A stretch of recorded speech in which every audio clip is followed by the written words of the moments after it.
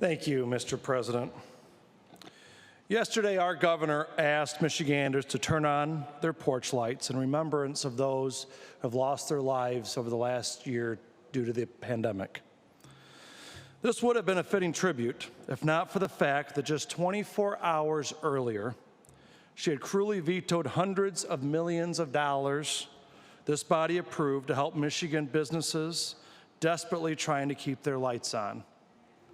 Of course, there was no press conference or flashy video announcing small family businesses who've been closed for the better part of a year won't be getting the help that they so desperately need.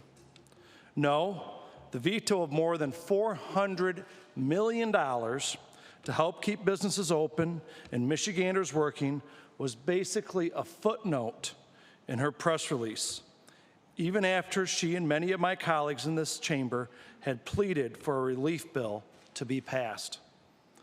Mr. President, we hear a lot of passionate calls from the other side of the aisle in this chamber for a bipartisanship and unity in facing this pandemic. And yet after the governor struck down relief funds that passed this body by a vote of 34-1, strong bipartisan vote of 34-1, what do we hear from the other side of the aisle?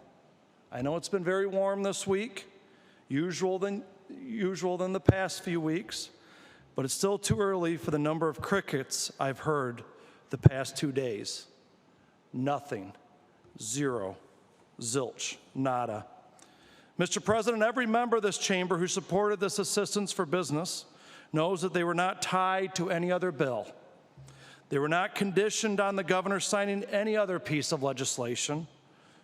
No, the governor who forced these businesses to close their doors cruelly struck down desperately needed dollars that nearly every member of this chamber, Democrat and Republicans, supported. I think this is the third or fourth time that we've passed this kind of property tax relief for businesses that were forced to close over the last year, and she has vetoed it.